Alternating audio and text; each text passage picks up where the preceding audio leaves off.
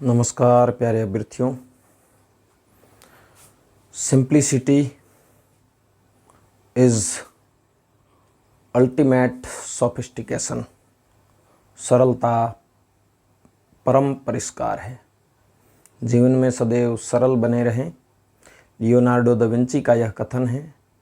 जीवन में सदैव सरल बने रहें, कुछ विशेष बनने का प्रयास न करें और अपने आप में सदैव कुछ परिष्करण करने का प्रयास करें, कुछ सीखते रहें और अपने उद्देश्य की ओर आगे बढ़ते रहें। आज का हमारा जो विषय है वह है पुनर्जागरण। पुनर्जागरण चूँकि यूरोप के इतिहास में एक इसका बड़ा भाग है और उसमें भी हम देखेंगे कि आज हम जो पढ़ने वाले हैं वो है पुनर्जागरण का अर्थ और कुछ उसकी सामान्य परिभाषाएं और उसके कारण और विशेषताएं। मतलब उस काल के अंदर कौन कौन सी नवीन प्रवृत्तियां थी जिन्होंने जन्म लिया। और सामान्य सा पहले मैं आपको परिचय करवा देता हूं। यूरोप जो पहले थोड़ा सा मैं यहाँ पर मानचित्र लगाने का प्रयास करता हूँ। सॉरी साथियों, रुकना एक मिनट। चलो, मार्कर में थोड़ी स्याही कम थी तो मैंने डाल लिए। यहाँ पर हमने थोड़ा सा यूरोप के मानचित्र का एक छोटा सा मैंने डायग्राम बनाया है अपने मन से। मतलब जैसा है, कोई पैमाना नहीं है इसका, इसको मैंने अपने अनुरूप बनाया है। तो यहाँ पर आपको ब्रिटेन का द्वीप दिखाई देता है और ये है इटली और इसके पश्चिमी तट पर रहता है रोम, जहाँ से शुरू हुआ था पुनर्जागरण। पहले हम यूरोप के इतिहास की कुछ सामान्य जानकारी देखते हैं कि यूरोप का इतिहास भी 3 कालों में बांटा गया है: प्राचीन काल, मध्यकाल और आधुनिक काल। मानव के उत्पत्ति से लगा करके और पश्चिमी रोमन साम्राज्य के पतन तक का जो काल है, 5वीं शताब्दी के उत्तरार्ध तक का, तो उसको अपन यहाँ मैं लिख देता हूँ यूरोप का इतिहास। क्योंकि यूरोप के इतिहास को केंद्र में रख के ही यूरोपीय विद्वानों ने ही सर्वप्रथम विश्व का इतिहास लिखा। तो आज हम जो इतिहास देखते हैं उसमें सदैव यूरोप केंद्र में दिखाई देता है।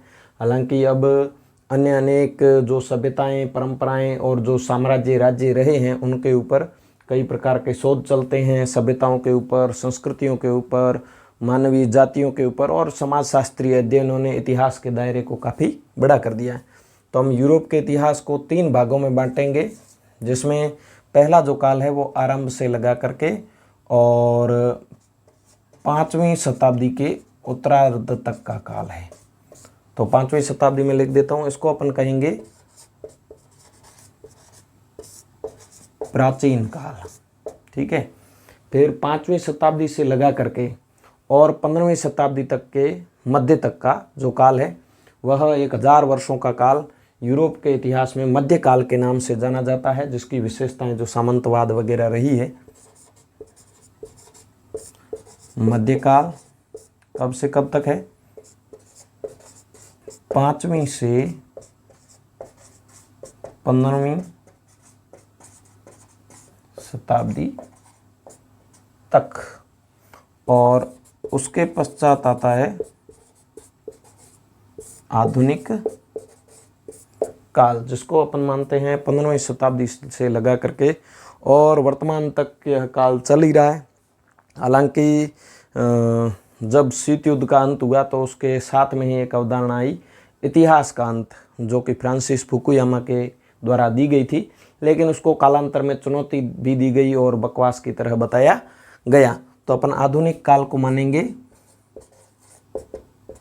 15वीं शताब्दी से वर्तमान तक। 15वीं शताब्दी से वर्तमान तक का जो काल है वो आधुनिक काल माना जाता है। प्राचीन काल आरंभ से 15वीं शताब्दी तक का काल, 5वीं शताब्दी तक का काल था। 5वीं शताब्दी में जो रोम का पश्चिमी हिस्से वाला साम्राज्य था, वह साम्राज्य जब टूट गया जिसका पतन हो गया जब उत्तर से कुछ कबीलों ने उसके ऊपर आक्रमण किया, तो उसी समय से अपन प्राचीन काल को ख़त्म मानते हैं। और उसके पश्चात पूर्व में उसका एक साम्राज्य बना रहा जिसको पूर्वी रोमन साम्राज्य या बाइजेंटियम या बाइजेंटाइन साम्राज्य के नाम से जाना जाता है, जिसका सांस्कृतिक और राजनीतिक केंद्र रहा कुस्तुनतुनिया, जो अनातोलिया के प्रायद्वीप के उत्तरी छोर पर काला सागर के तट पर अपने को दिखाई देता है। तो यहाँ तक जो है यह पूर्वी रोमन साम्राज्य रहा।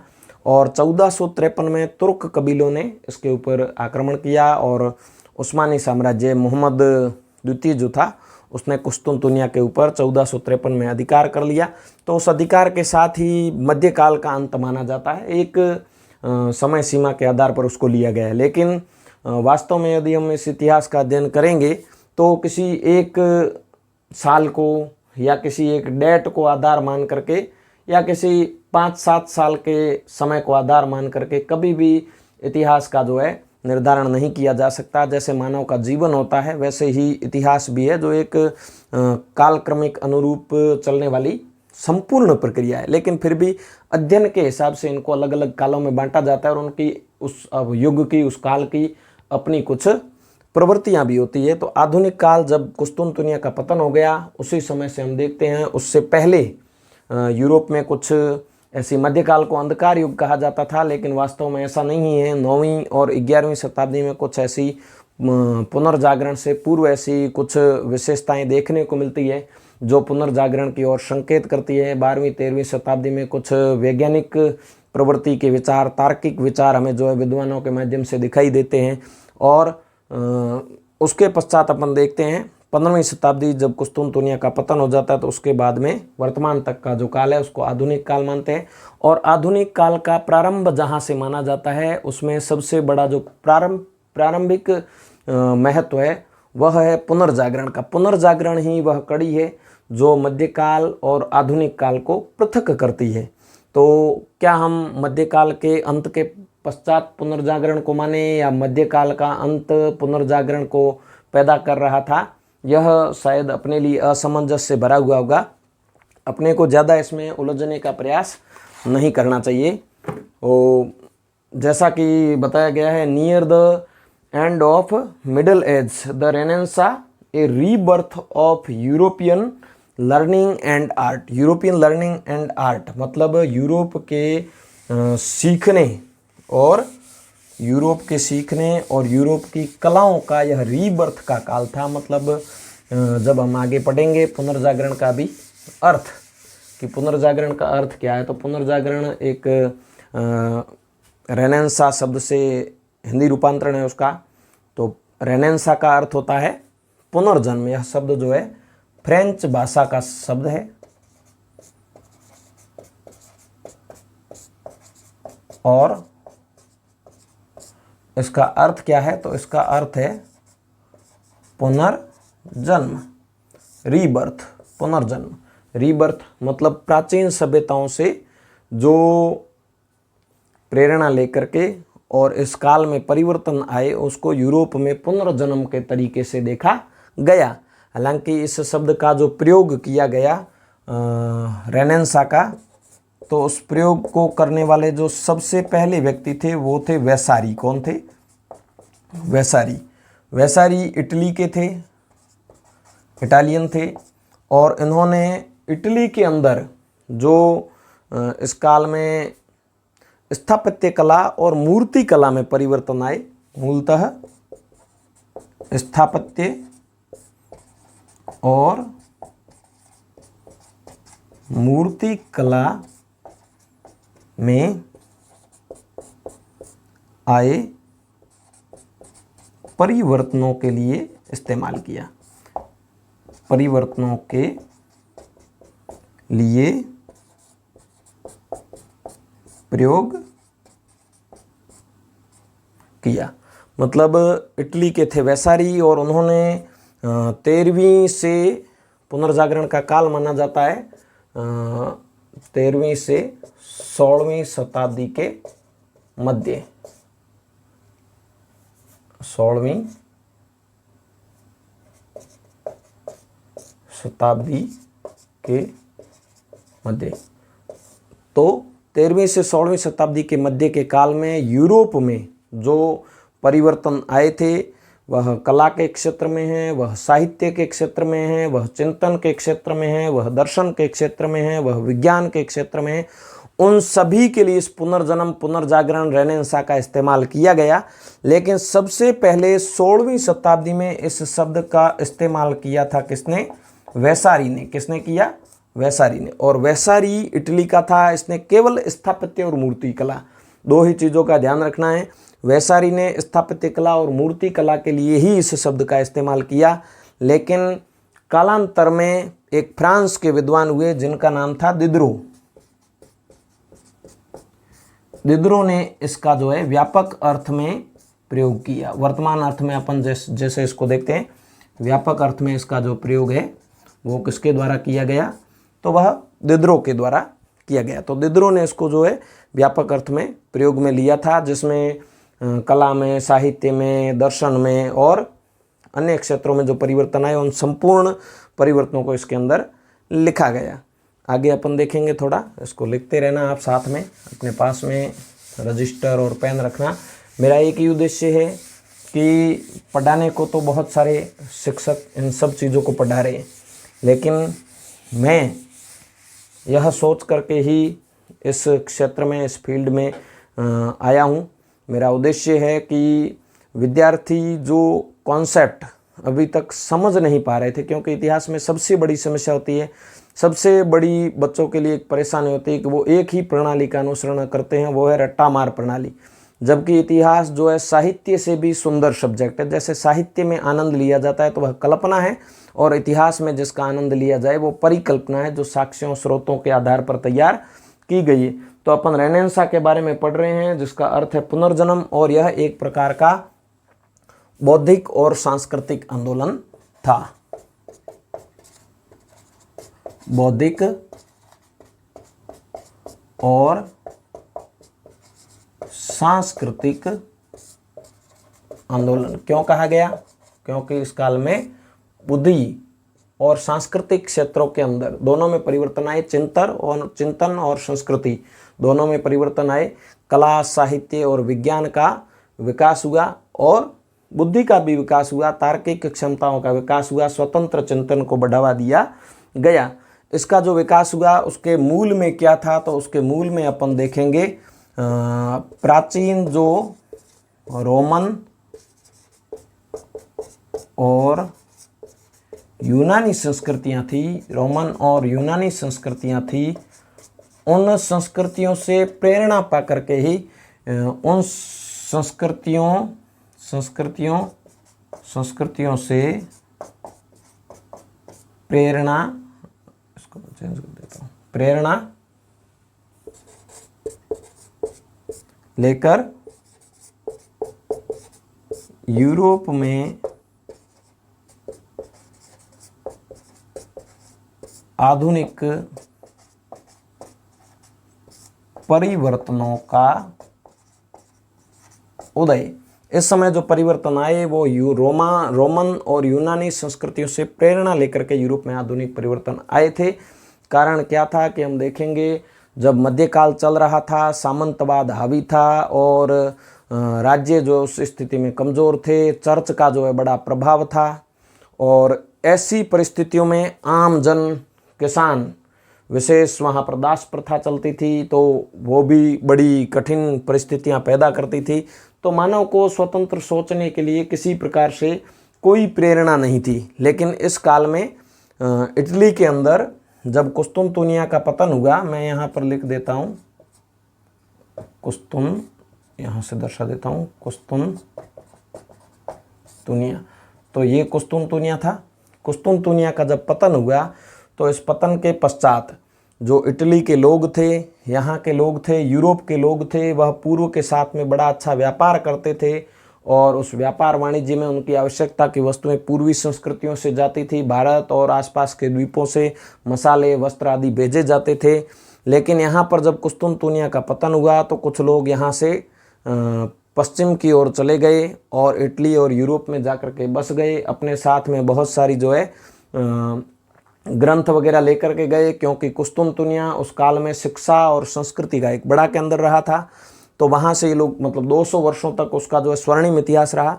तो यहाँ से जो लोग गए वह अपने साथ में एक बौद्धिक खजाना भी लेकर के गए। उस खजाने से यहाँ के लोगों ने, यूरोप के लोगों ने प्रेरणा ली।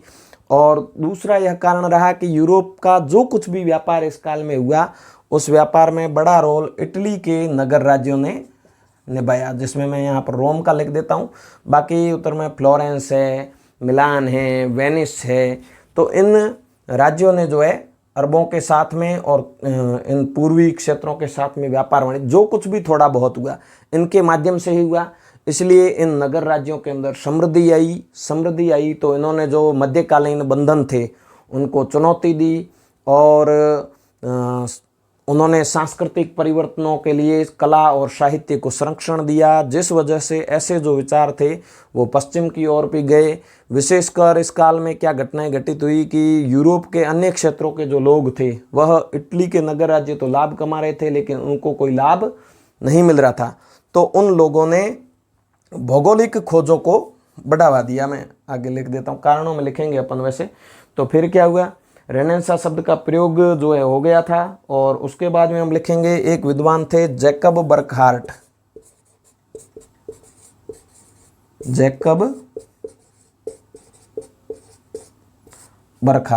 यह स्विस इतिहासकार थे, मतलब स्विट्जरलैंड के इतिहासकार थे।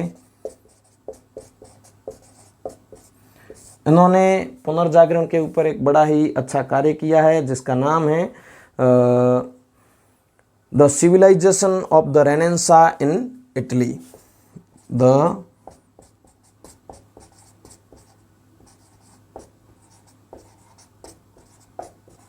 सिविलाइजेशन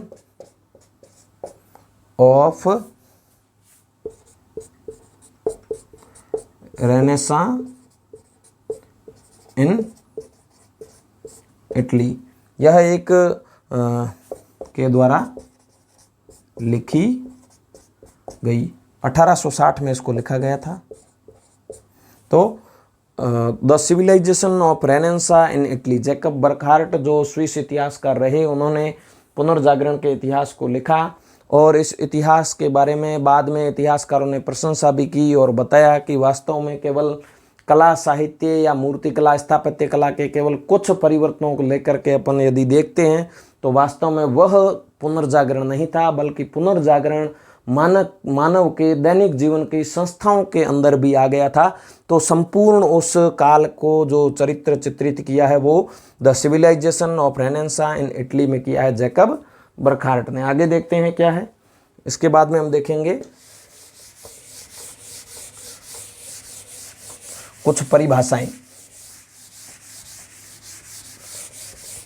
परिभाषाओं के बारे में देखेंगे कि इस काल में कौन कौन से अलग अलग विद्वानों ने जो है इसको क्या क्या नाम दिए। तो इतिहासकार हुए हैं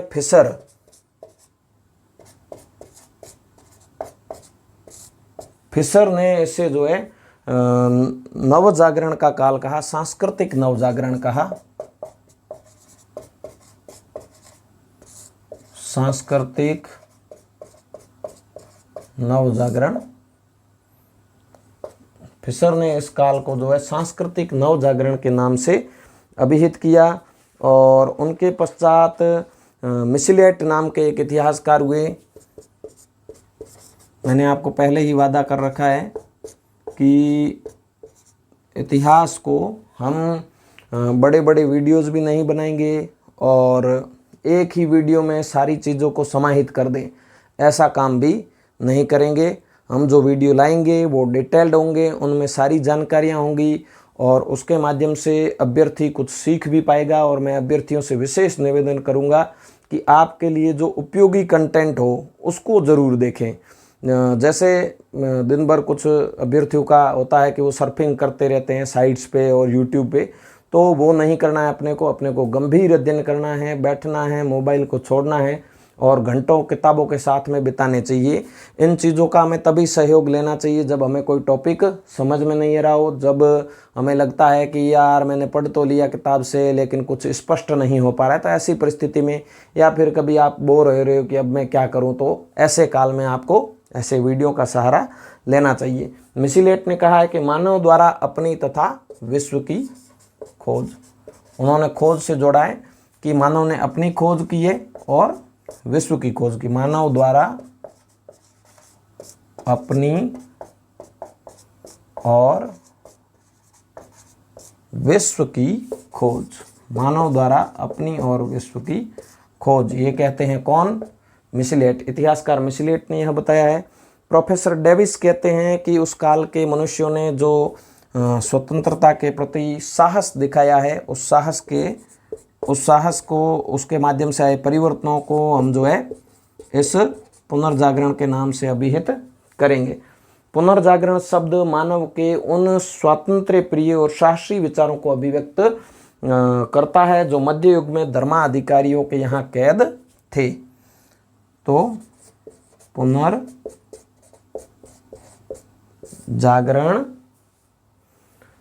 पुनर्जागरण शब्द मानव के उन स्वातंत्र्य प्रिय और साहसी विचारों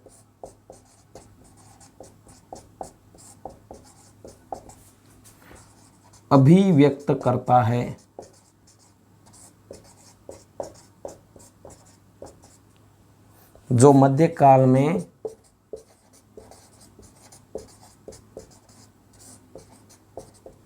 जो मध्यकाल में कैद धर्माधिकारियों के यहाँ कैद थे। मतलब धर्म का मध्यकाल में बड़ा हस्तक्षेप था।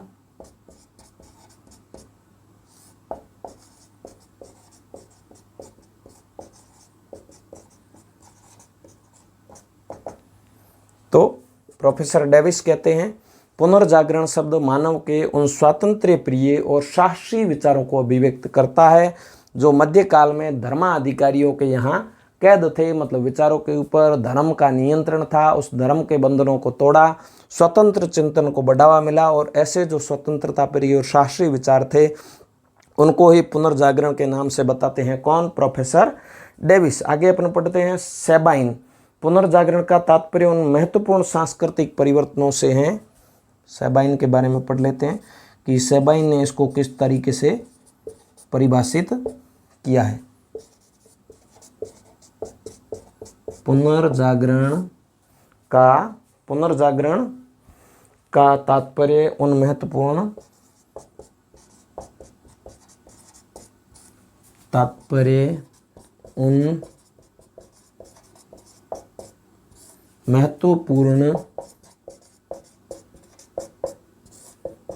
परिवर्तनों से है जो शुरू कहाँ हुए? इटली में। और कब हुए? तो 13वीं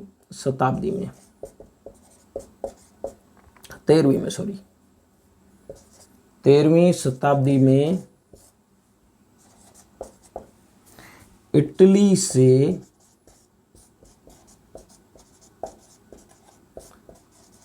शुरू होकर 17वीं शताब्दी तक संपूर्ण यूरोप में फैल गई। संपूर्ण यूरोप में फैल गई। कौन कह रहे हैं? सेबाइन। सेबाइन कह रहे हैं कि पुनर्जागरण का मतलब किससे है कि उन परिवर्तनों से हैं जो कब से कब हुए और कहाँ हुए। तो 13वीं शताब्दी में जो परिवर्तन इटली में शुरू हुए थे और 17वीं शताब्दी तक उन्होंने संपूर्ण यूरोप के अंदर अपना प्रभाव स्थापित कर दिया था, उन परिवर्तनों को एक साथ एकीकृत रूप से, सामूहिक रूप से यदि हम दर्शाना चाहे तो उसके लिए हम जो शब्द इस्तेमाल करते हैं वो है पुनर्जागरण।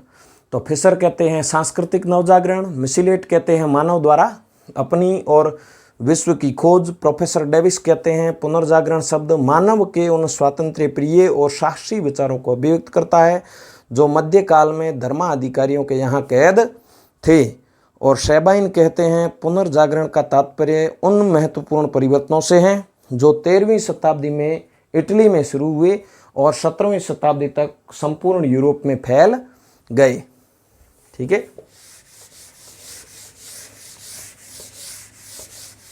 फिर आगे अपन अब देखेंगे कि इस पुनर्जागरण के क्या कारण थे कि यूरोप के अंदर, विशेष इटली के अंदर यह पुनर्जागरण क्यों हुआ और इसने आधुनिक काल का जो प्रारंभ है वह कैसे किया, इसकी क्या विशेषताएं थी, तो वह अब हम आगे पढ़ेंगे। और पुनर्जागरण कालीन साहित्य, चित्रकला, स्थापत्य कला और विज्ञान, दर्शन, अन्य अनेक क्षेत्रों में और उसके परिणामों के बारे में हम आगामी समय में 2-3 और वीडियो लाएंगे, क्योंकि एक वीडियो में सब कुछ बताना और दर्शाना संभव नहीं है। और यदि हम एक में सब एक साथ कर भी देंगे तो उसका कोई फायदा नहीं होगा। हम देखेंगे पुनर्जागरण के कारण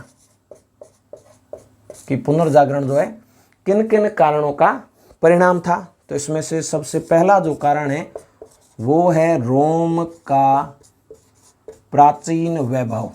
रोम का प्राचीन वैभव। रोम के अंदर कोलस्सम और अन्य अनेक इमारतों के जो खंडहर पड़े थे वह उस प्राचीन महान वैभव की याद दिला रहे थे। और यूनान की संस्कृति के केंद्र भी इस रोम के पास में ही, मतलब पास के क्षेत्रों में रहे। मिलान, वेनिस जैसे जो नगर थे वो इस प्राचीन सभ्यताओं के केंद्र थे। और उन केंद्रों के आधार पर यहाँ के जो लोग थे उन्होंने प्रेरणा ली और पुनर्जागरण जो है उनके परिणाम स्वरूप हुआ। तो यह एक कारण है। दूसरा जो कारण है वह हम देखेंगे कुस्तुनतुनिया का पतन।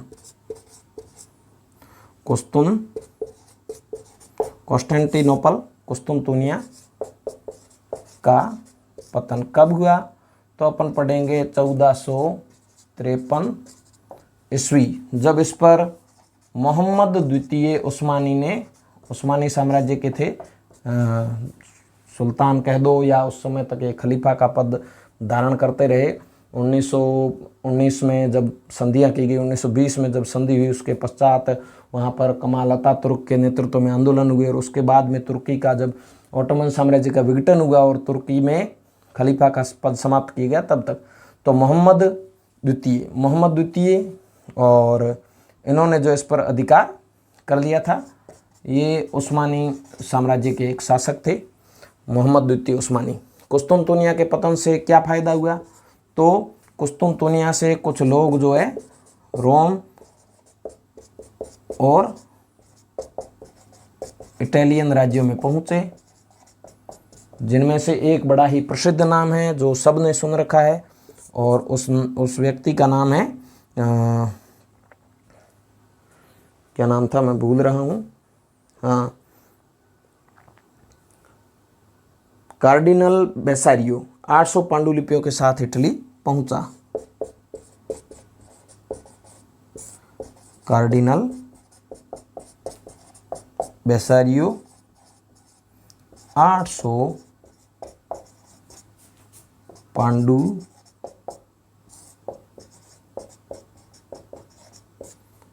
के साथ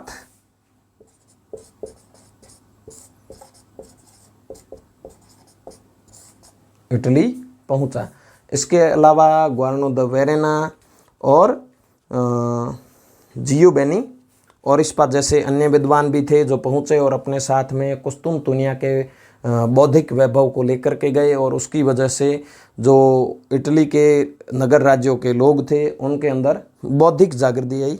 इसके अलावा कुस्तुनतुनिया का जब पतन हुआ तो क्या किया गया, पूर्व के जो व्यापार के मार्ग थे वो बंद हो गए और इसलिए वैकल्पिक समुद्री मार्गों की खोज की गई। हालांकि समुद्री मार्गों की खोज को प्रत्यक्षतः इसके कारणों में नहीं देखा जाता है। हाँ, इस पुनर्जागरण को बढ़ाने में, इसके विकास में इन भौगोलिक खोजों का बड़ा महत्व रहा। जब नई दुनिया की खोज हुई, जब अफ्रीका के दक्षिणी तटों तक पहुंचा गया, भारत की खोज हुई और फिर दुनिया भर में व्यापार वाणिज्यवाद और उसके पश्चात में साम्राज्यवाद का जो दौर चला, तो उसने संपूर्ण संसार के अंदर जो अंतर संबंध थे उनको एक नए सिरे से परिभाषित किया। तो अपन देखेंगे आगे उनके बारे में भी फिर अपन देखेंगे। और क्या था, तो और था व्यापारिक समृद्धि और नगर राज्य की। इटली के जो नगर राज्य थे उसके बारे में, व्यापारिक समृद्धि के बारे में मैंने पहले ही आपको बताया है कि व्यापार की वजह से वहाँ के जो इटली के नगर राज्य थे वही व्यापार करते थे और वो समृद्ध हो गए थे। तो व्यापारिक समृद्धि आई और उस समृद्धि की वजह से एक मध्य वर्ग का उदय हुआ, नगर राज्यों का विकास हुआ इटली के, और मध्य वर्ग का उदय हुआ। इस मध्य वर्ग ने जो सांस्कृतिक क्षेत्र में परिवर्तन आए उन परिवर्तनों को प्रोत्साहन और संरक्षण दिया। सांस्कृतिक परिवर्तनों को प्रोत्साहन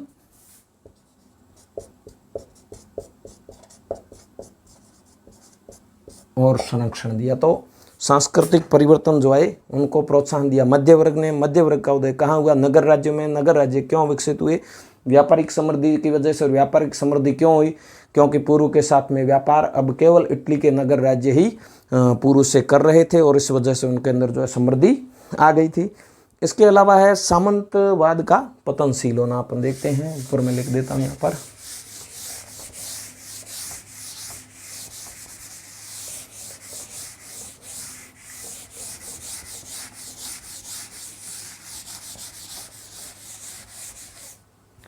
हाँ, सामंतवाद का पतनशील होना।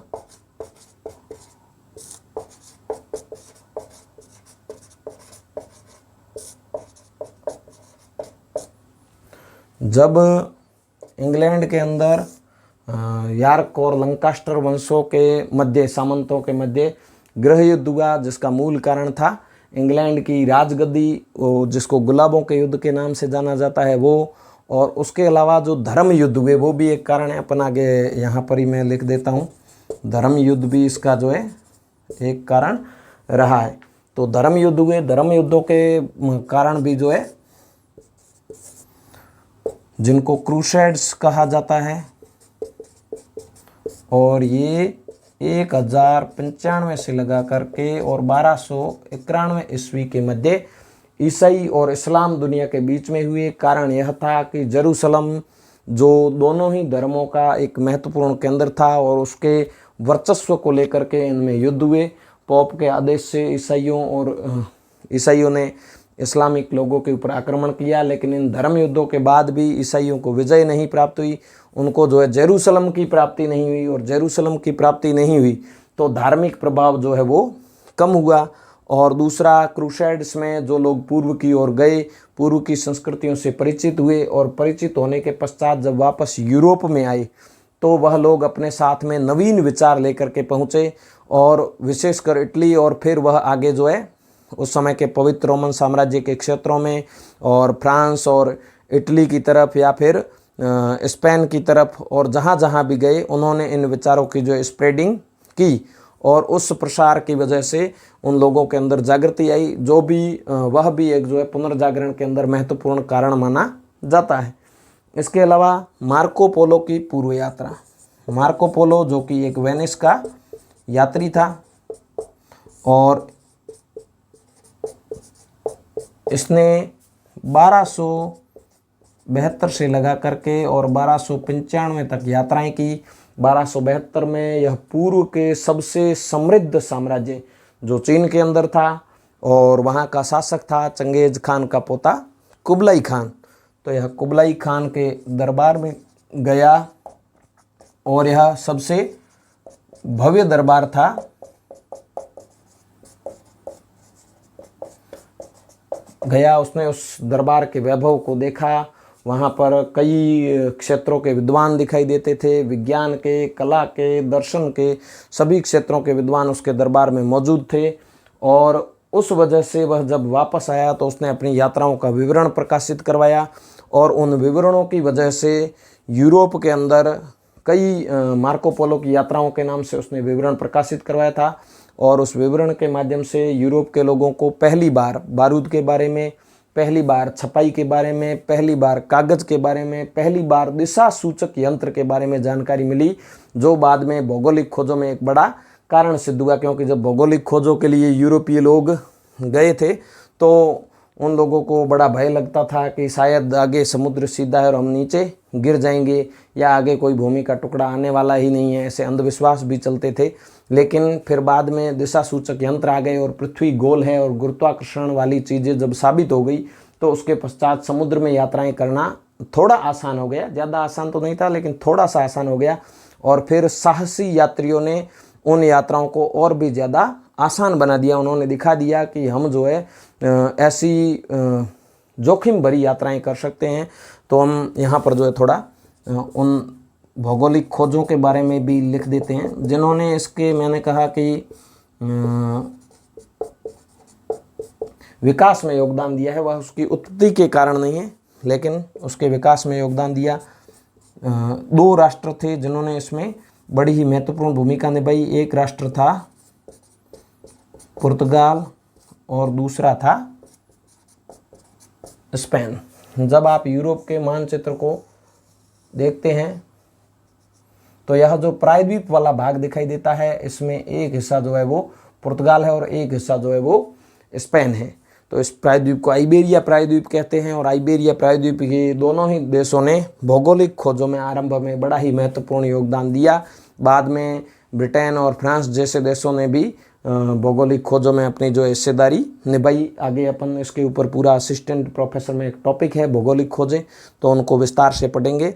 पुर्तगाल और स्पेन ने महत्वपूर्ण भूमिका निभाई। पुर्तगाल का एक राजकुमार था जिसका नाम था राजकुमार हेनरी, और यह हेनरी जो है भौगोलिक खोजों को बड़ा महत्व देता था, इसलिए इसका नाम ही पड़ गया हेनरी द नेविगेटर। इस समय पुर्तगाल का जो राजा था वह था जॉन द्वितीय। कौन था? जॉन द्वितीय। और स्पेन की महारानी थी इसाबेला। कौन थी? इसाबेला। तो जब यहाँ से यात्री एक निकला जिसका नाम था, चलो थोड़ा सा दिखा देता हूँ ना, हाँ, और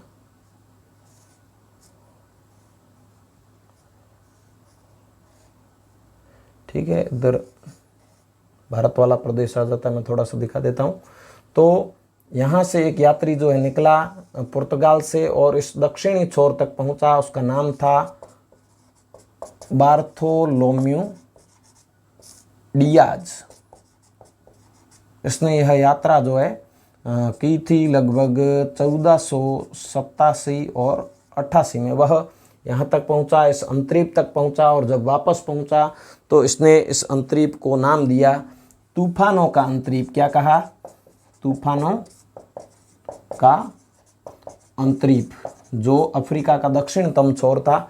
लेकिन वहाँ पहुँचा तो राजा थे जॉन द्वितीय, उन्होंने इसके महत्व को पहचानते हुए इसको नाम दिया। इसको बार्थोलोम्यू डियाज ने तो क्या कहा? तूफानों का अंतरीप, और राजा जॉन द्वितीय ने इसको कहा आशाओं का अंतरीप, और इसलिए हम उसको पढ़ते हैं उत्तम आशा अंतरीप, उत्तम आशा अंतरीप, उत्तम आशा अंतरीप, या cap of good hope, cap of good hope. कालांतर में यहीं से एक पुर्तगाली यात्री जो है इसी रास्ते का अनुसरण करते हुए कालीकट के बंदरगाह तक पहुंचा जिसका नाम था वास्को द गामा, जो पहुंचा था कब? 1498 में, 1498 में वास्को डी गामा आया। लेकिन इससे पहले, वास्को डी गामा के आगमन से पहले, स्पेन की महारानी इसाबेला के आदेश पर एक जो नाविक था वह निकल पड़ा, और उसको जाना तो था इंडिया, भारत। वह यहाँ से निकल पड़ा अपने जहाज़ों के साथ में। सांता मारिया, नीना और पिंटा नामक 3 जहाज़ थे, और उसके काफिले में कई लोग थे, और उस यात्री का नाम था कोलंबस। क्या नाम था? कोलंबस। वह यहाँ से चल पड़ा और उसने सोचा कि पृथ्वी गोल है तो मैं चक्कर लगाऊंगा और सीधा पूर्वी दुनिया में पहुंच जाऊंगा, लेकिन ऐसा हुआ नहीं। और उसको बीच में ही यहाँ पर जो है कुछ लोग मिल गए और वहाँ पहुँचते ही वह खुशी से उछल पड़ा कि मैंने जो है भारत को खोज लिया है। और जीवन भर वह उसके महत्व को पहचान नहीं पाया। उसने यहाँ की यात्रा की और दक्षिणी अमेरिका के जो उत्तरी हिस्से है वहाँ की भी बाद में यात्राएं की। तो इसने सबसे पहले इसको खोजा, लेकिन उसको पता नहीं था कि यह कोई नवीन दुनिया है, इसलिए उसने इसको इंडिया ही माना। और आज भी हम इसको वेस्ट इंडीज वाला जो क्षेत्र है, जिनको एंटीलीज के नाम से भी जाना जाता है, जिसको कैरिबियन द्वीपों के नाम से भी जाना जाता है, जहाँ पर क्यूबा वगैरह देश है, तो वहाँ पर पहुँचा और इसको इनके बारे में कभी जानकारी नहीं चली। फिर यह वापस पहुँचा तो समृद्धि हाथ नहीं लगी, इसके ऊपर इसाबेला ने मुकदमा चलाया, सारी संपत्तियाँ जब्त कर ली। लेकिन इटली का एक नाविक था जिसका नाम था भूल रहा हूँ मैं, जिसका नाम था अमेरिगो वेस्पूची या वेस्पूकी भी आता है, जो बाद में जब इधर आया तो उसने बताया कि वास्तव में यह जो है नई दुनिया है। क्या है? नई दुनिया। और उसके बाद में उसी के सम्मान में इसका नाम अमेरिका पड़ा। तो भौगोलिक खोजों के माध्यम से व्यापार वाणिज्य के नवीन मार्गों का उदय हुआ और वाणिज्यवाद की प्रवृत्तियों को बढ़ावा मिला। यूरोपीय जो लोग आए उनका मूल उद्देश्य था वाणिज्यवाद। इसके बाद में हम देखेंगे आधुनिक प्रेस का आविष्कार। तो प्रेस के आविष्कार ने भी इसमें जो है महत्वपूर्ण भूमिका निभाई।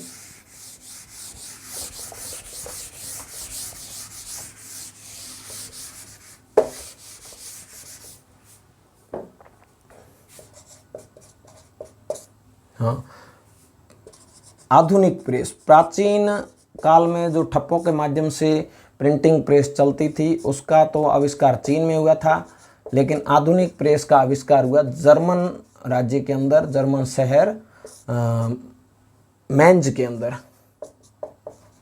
मेंज जो कि कहाँ पर है? जर्मनी है। और इसका आधुनिक प्रिंटिंग प्रेस का जन्मदाता किसे कहते हैं? जोहानेस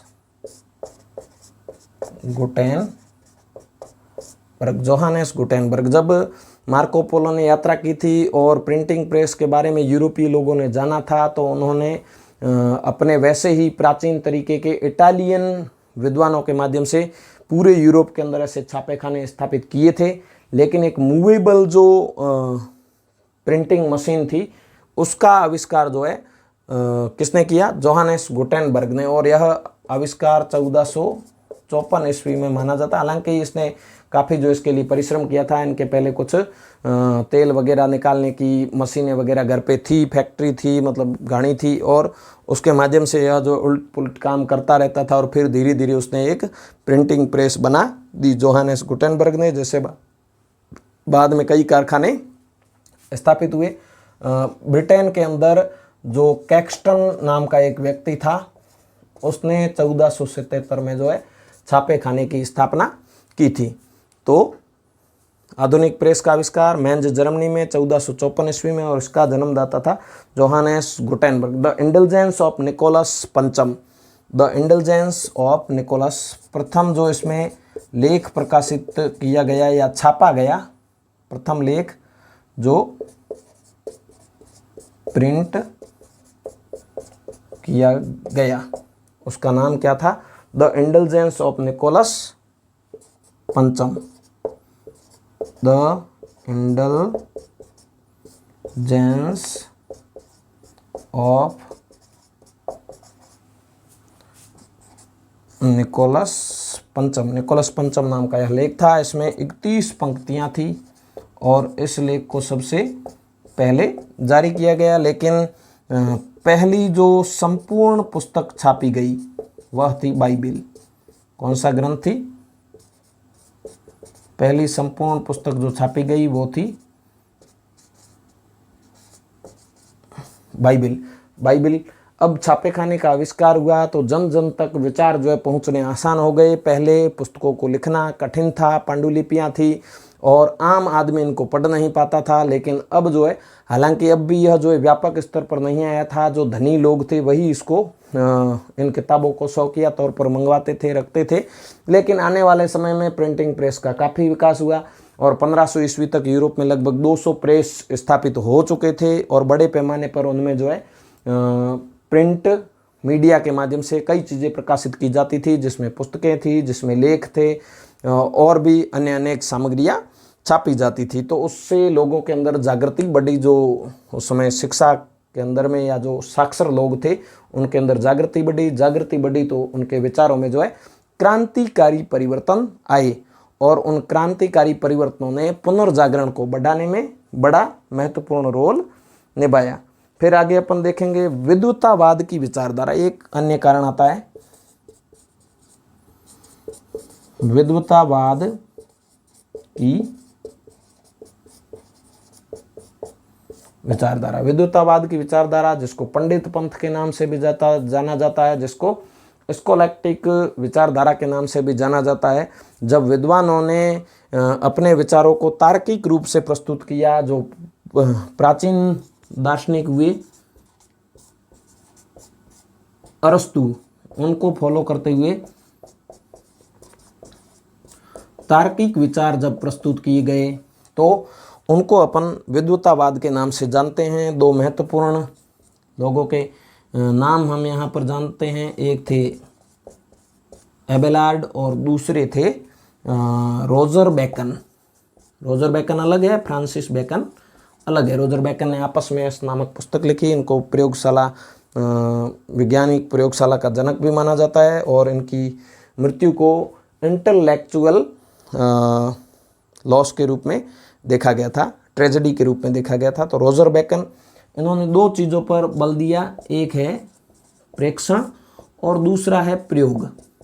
प्रेक्षण और प्रयोग, प्रेक्षण और प्रयोग के माध्यम से इन्होंने वैज्ञानिक विचारों को जो है महत्ता प्रदान की। तो यह महत्वपूर्ण रहे। इसके अलावा रोजर बैकन ने प्रेक्षण प्रयोग पर बल दिया और इनकी मृत्यु को हमने पहले अभी बात की है कि रोजर बैकन की जो मृत्यु हुई तो इसको इंटेलेक्चुअल ट्रेजेडी, मतलब अपन कह सकते हैं बौद्धिक दुखांत, बौद्धिक दुखांत या कोष्टक में मैं हिंदी में इंटेलेक्चुअल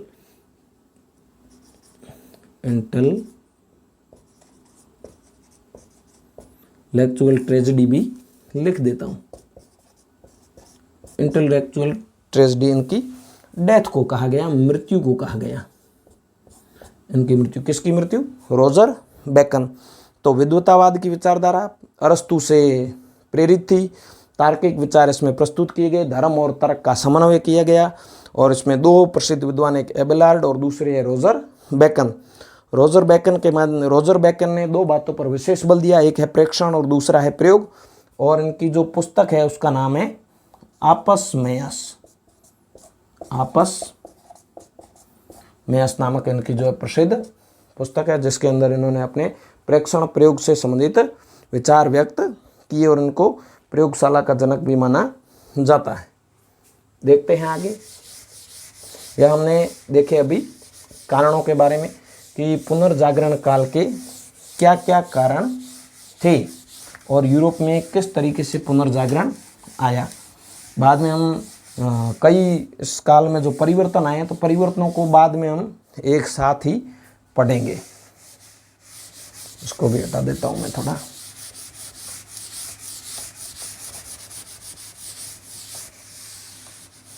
हाँ, अब देखेंगे पुनर्जागरण इटली में ही क्यों हुआ।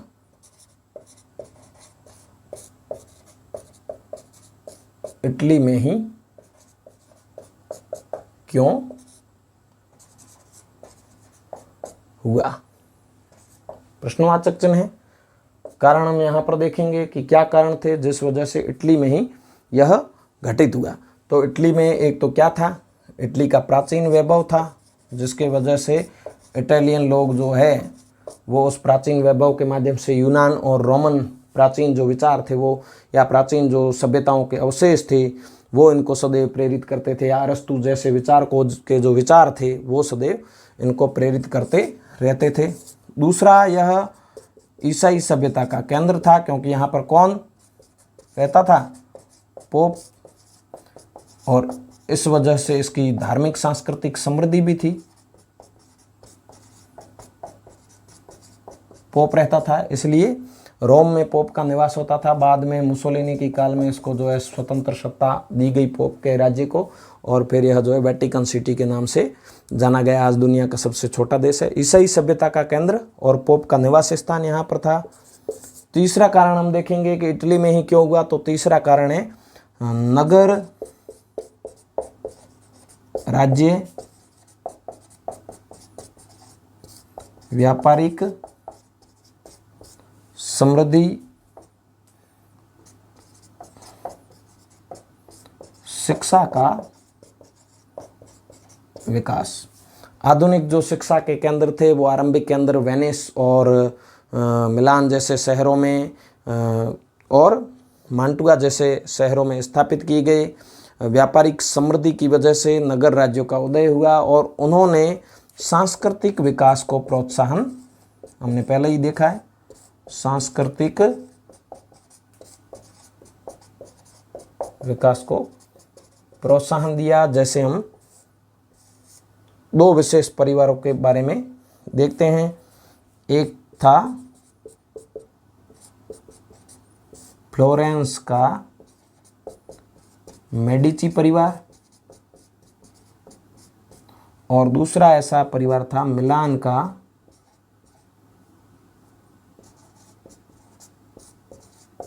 स्फोरजास या स्फोरजा भी आता है, दोनों शब्द आते हैं, स्फोरजा परिवार। तो इन लोगों ने सांस्कृतिक विकास को प्रोत्साहन दिया, संरक्षण दिया और इस वजह से कलाकारों ने अपनी कला का प्रदर्शन किया और यथार्थ चित्रण किया। इसके अलावा कुस्तुनतुनिया से पहुंचा ज्ञान। जब कुस्तुनतुनिया का पतन हो गया, हमने पहले ही पढ़ लिया है, उसको बार बार पढ़ने की आवश्यकता नहीं है। तो वो लोग जब यहाँ पर पहुँचे, जब धर्म युद्ध हुए, तो वहाँ से जो लोग आए वो भी सबसे पहले इटालियन नगर राज्यों में पहुँचे। तो इस वजह से यहाँ पर ही सबसे पहले हम देखते हैं। इसके अलावा दांते है, पेट्रार्क है और बोकाशियो है, माइकल एंजेलो है, लियोनार्डो दा विंची है, गिबर्टी है और अन्य अनेक ऐसे कई विद्वान इन क्षेत्रों में हुए। और उन विद्वानों के योगदानों की वजह से जो दांते जैसे लेखकों ने सबसे पहले देशज भाषाओं का प्रयोग करके उनके महत्व को दर्शाया और लैटिन की अवहेलना की, तो उस वजह से ही परिवर्तन यहाँ पर दृष्टिगोचर हुए।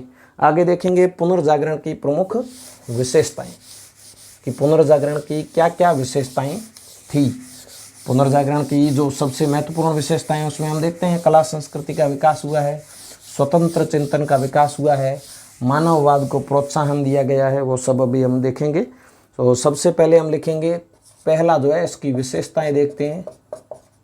पहले हमने इसके कारण देखे, अर्थ वगैरह देखे, फिर परिभाषाएं देखी, फिर उसके पश्चात इसके कारण देखे और अब अंत में देख रहे हैं विशेषताएं। तो विशेषताएं क्या क्या थी, तो सबसे पहली जो विशेषता है वो है स्वतंत्र चिंतन का विकास। मतलब मध्यकाल में जो धर्म के माध्यम से और सामंती व्यवस्थाओं के माध्यम से जिन विचारों को दबाया गया था वो विचार अब व्यक्त हुए, स्वतंत्र चिंतन को महत्व दिया गया और इस वजह से वैज्ञानिक अवधारणाओं और तार्किक चिंतन का विकास हुआ। दूसरा अपन देखते हैं मानववाद। क्या है मानववाद? यह ह्यूमैनिटीज शब्द से निकला है जिसका अर्थ होता है उन्नत ज्ञान। उन्नत ज्ञान। मानववाद के अंदर क्या था, तो मानववाद में पहले जब मध्यकाल चलता था तो मानव के जो विचार थे वह एकदम से धर्म केंद्रित थे और उसमें इस दुनिया के बारे में विशेष कोई सुख की बात, कोई कल्पना नहीं की जाती थी। इस दुनिया को खूबसूरत बनाने की कोई बात नहीं की जाती थी। लेकिन मानववाद की उत्पत्ति हुई, पुनर्जागरण का काल आया, वैचारिक स्वतंत्रता प्राप्त हुई, लोगों ने सोचा तो उन्होंने मानववाद मतलब मानव के इस लोक में पारलौकिक जीवन की बजाय इहलौकिक जीवन को समृद्ध बनाने के प्रयास किए। तो उसी को हम मानववाद के रूप में देखते हैं, जिसको उन्नत ज्ञान के नाम से इंगित किया गया है। यह लैटिन भाषा का शब्द है ह्यूमैनिटीज। तो ह्यूमैनिटीज का अर्थ है उन्नत ज्ञान। इसका प्रथम प्रयोग किया था नीथहैमर ने। मानववाद शब्द का प्रथम प्रयोग किसने किया, तो नीथेमर ने किया। जो कौन थे? तो वो एक जर्मन विद्वान थे जिन्होंने मानववाद शब्द का सर्वप्रथम प्रयोग किया। मानववाद का पिता कहा जाता है पेट्रार्क को। मानववाद का पिता कौन था? पेट्रार्क। मानववादियों का राजकुमार